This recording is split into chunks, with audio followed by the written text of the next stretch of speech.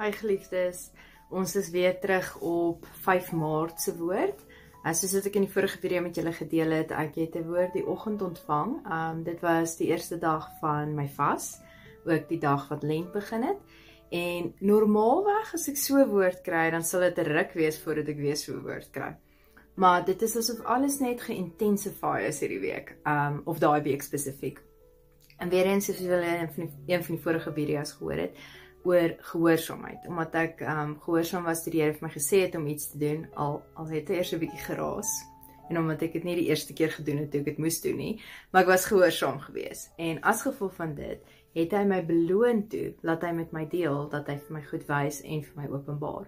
So die aand, dit was 'n Woensdag spesifiek gewees, en die aand het ons weer bid hier by die kerk gehad, en ek is toe daar, en is hierdie een plek in die kerk wat ek hou van om daar te bid, want daar's 'n teenwoordigheid daar van die Here wat net sterker is as op ander plekke in die kerk. Die enigste ander plek wat ek partykeer daai sterk gevoel sal kry, is of in die bidkamer of op die verhoog. Maar dit maak sin wat daar the outpouring of the Lord that happens there. Maar nou, so dis asof ek by hierdie een muur staan en ek hou die muur so dop, en dis amper soos asof ek TV kyk op die muur.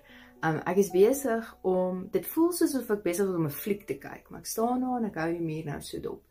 En ewe skielik is dit asof ek binne in 'n donker grot staan.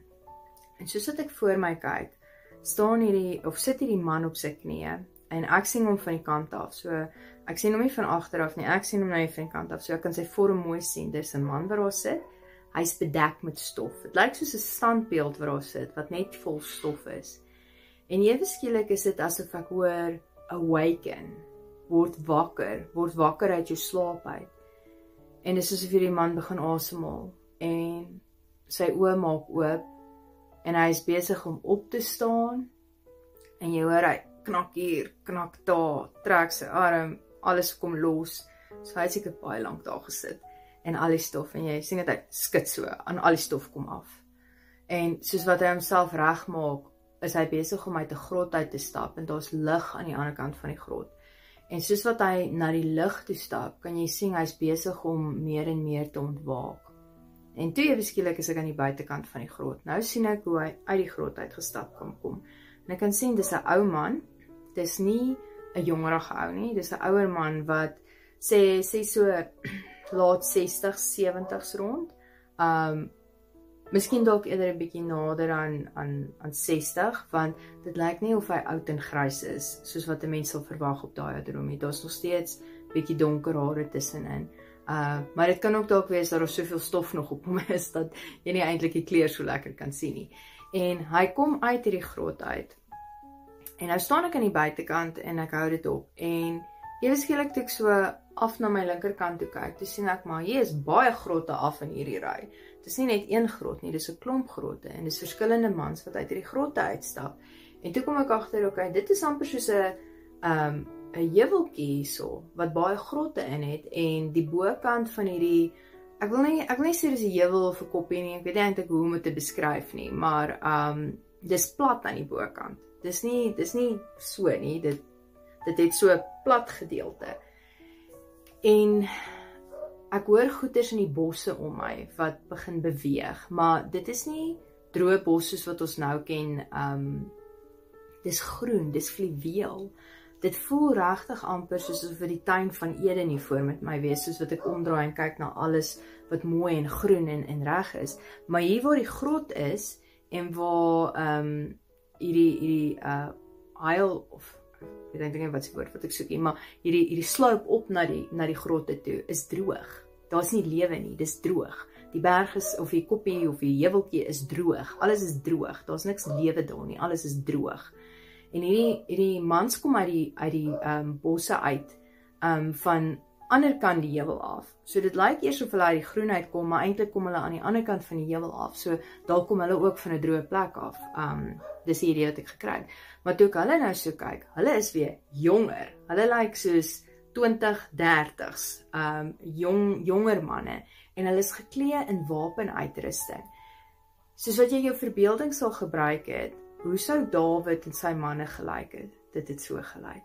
en hulle het verskillende wapens in hulle hande en hulle het skilde en hulle kom staan in hierdie oop strook voor die grotte en voor hierdie mans en hulle staan met hulle rug na hierdie mans toe wat uit die grotte uitgekom het en jy kan sien hulle is besig om reg te maak, hulle war cry en hulle slat die skilde, hulle is reg vir oorlog en dis asof hulle net wag vir een gebeurtenis om te gebeur, maar hulle is reg om te gaan, hulle is nou reg om te gaan en ewe skielik verskyn hierdie leeu bo op hierdie heuweltjie en op hierdie plat gedeelte gaan staan hy.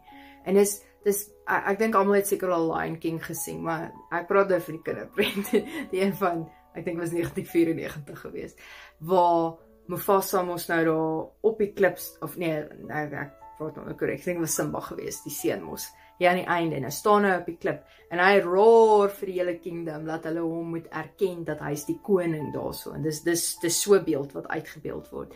Maar die leeu het soos 'n vloei van sy hare, is soos wat lap in wind waai, of lap in water, dit vloei so, maar sy hare vloei so, en is amper asof dit soos goud, vloeibare goud is, en soos as die wind weer deur dit waai, en dit so kom op die punt, sien jy die goud waai so weg, maar dit is net iets moois, en hy het vuur in sy oë, en ek weet net, hierdie is 'n verteenwoordiging van die leeu van Juda, dis Jesus, en hy gaan staan op hy klip, maar hy brul, en hy gee 'n brul wat skrik vir niks nie, en jy sien net hierdie mans wat uit die grotte uitkom, begin te skree en te praat, en hierdie ouens met hulle skilde en hulle swaarte, hulle begin te hardloop, hulle gaan oorlog voer, dis asof hulle net gewag het, vir die leeu om te brul, om te sê, nou is die tyd, spreek en gaan veg, en dis nou die visioen wat ek gehad het, en ek dink, is dit nou, pas dit nou by vanoggend se woord wat ek gekry het, want daar so die Here al klaar gepraat van profete kom uit julle grotte uit, en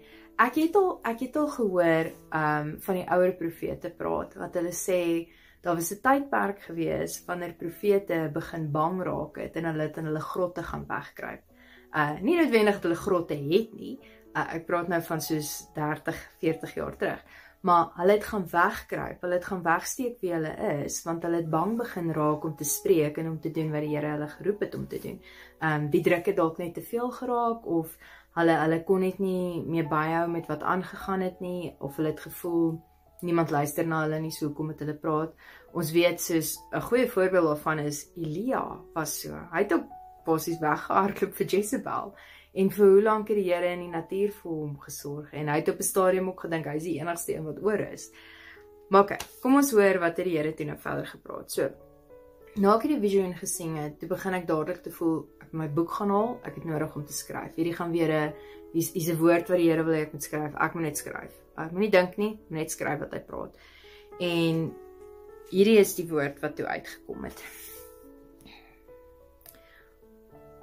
Wake up from the sleep you are in, servants of David, men of renown. Your service is needed in a time like this.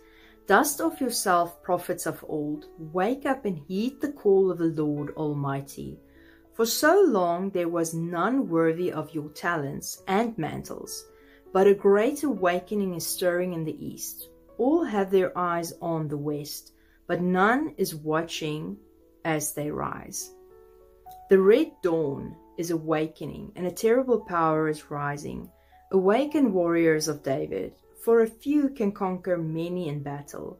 Awaken, sons of Elijah, for the time has come to prepare the way that rivers may flow again, and true life may flourish. Not the fake kind this world is selling. The everlasting kind only I can give. Hear the lion roar, and know the time has come. Awaken, my sons, it is time. Nou, ek weet nie van julle nie, maar as ek sulke woorde kry, dan ek raak opgewonde, want daar's skrif vir sulke goeders, daar's plekke wat jy kan lees oor hierdie, the men of renown, the men of David, the warriors of David, daar's soveel plekke wat jy van dit kan lees, en wat het hulle in oorlog gedoen, wat 'n normale mensie kan doen nie. Mense het geglo, hulle was supernatural beings, of hulle het superpowers gehad. Ek dink as mense dit nou met vergelyk in vandag se storietyd, so jy sê, hulle was soos die superhuman, superpower beings van comic books, Want ek dink dis wat ons sou gedink het in daai tyd, as hulle komiks al gehad het daai tyd. Maar, dink jy daaroor? So die Here is besig om mantels terug op die aarde te plaas. Hy is besig om reg te maak vir 'n oorlog. En hy roep die ou profete uit om of te praat of die mantels oor te gee. Hy roep die warriors wat hy nog altyd beplan het, wat nog altyd in sy gedagtes was, wat hierdie oorlog kon voer het. Hy roep daai mantels terug na die aarde toe, laat die mense moet opstaan. En hy sê ook in hierdie woord leer ons, dat dit het nie nodig om baie te wees nie. Dit moet net die regtes wees. Dit moet net die regtes wees wat kan spreek, die regtes wees wat bereid is om te gaan oorlog voer vir hom, wat wil gaan veg vir hom. Ekskuus, verskoon die honde asseblief. Hulle is seker nou weer geïrriteerd met iets, maar okay. Kom ons gaan aan. So ek dink hier gaan 'n interessante tyd kom. Ek weet nie eintlik wat meer kan ek vir julle oopmaak hieroor nie, want die Here is konstant besig om te praat. Julle sal nou weer op een van die volgende video's sien, dat daar is weer ander woorde wat by dit kom. Maar ek vind net die Here wil hê ons moet terugkom na skrif toe. Ons moet begin leer, as hy sulke woorde vir ons gee, moet ons kan weet waar dit vandaan kom. Want niks onder die son is nuut nie. En daar's 'n skrif in Prediker, ek probeer net onthou of dit nou Prediker, maar ek dink dit Prediker 3. Want dis die hoofstuk wat ons oor tyd praat. Dis Prediker 1 of Prediker 3.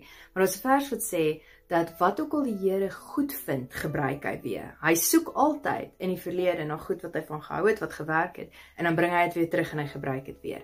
En ek dink as ons begin meer tyd in skrif spandeer, ons verstaan sy woord, wanneer hy so woord met iemand gaan deel, dan sal dit vir hulle oopmaak, ek herken dit, want dit was in daai gedeelte van die Bybel wat hulle daar gepraat het. So kom ons gaan lees wat staan daar, wat het daai tyd gebeur, wat was aan die gang gewees, dat dit moes gebeur, dat the men of renown nodig was, hierdie warriors of David nodig was, wat die ander nie kon doen nie, want duidelik was hulle belangrik genoeg gewees, dat daarvan hulle gepraat moet word, dat ons moet weet daarvan, dat dit deel van geskiedenis moes geword het, maar ook dat ons lesse daaruit kan leer. En ek ervaar net, ons moet meer in skrif klim mense, ons moet meer in die woord spandeer, en ek kan vir julle sê, elke keer as ek so 'n woord gekry het, vandat ek begin het met hierdie vas, het ek ten minste daai dag 5 hoofstukke se skrif gelees. En baie keer sal ek net met een vers amper vir 'n uur sit, waar die Here my besig hou, wat hy met my praat, en wat hy vir my gedagtes in my kop sit, dat ek oor hierdie ding moet dink. Jy weet dan, sê vir my iets en dink, ja, daai maak nie vir my sin nie, hoe pas dit by mekaar? En dan weet jy wat? Hy kom weer in 'n ander hoofstuk, wat jy verder lees, dan is dit van, nou verstaan ek dit, en dit maak my so opgewonde, wanneer ek hierdie openbarings ontvang. En vertel vir my wat julle gedagtes hieroor, wat dink julle is die Here wat besig om mee te praat? Ek glo hy is besig om mantels terug te roep, hy is besig om profete wakker te maak, want hulle moet spreek, en hy is besig om ouens vir oorlog reg te maak, want tog as daar 'n hemelse weermag is, moet daar 'n aardse weermag op wees. Daar moet mense wees wat met hierdie weermagsengele kan loop en kan gaan veg in die gees vir wat die Here op hulle harte sit, om mense te help, om hulle vry te maak, om die demoniese magte te breek, om die donkerte te breek. Want ons sien soveel donker in ons lewens, en in die wêreld, maar waar is die lig wat die donker moet breek? Waar is die lig wat die donker moet uitdoof? Vertel my jou gedagtes.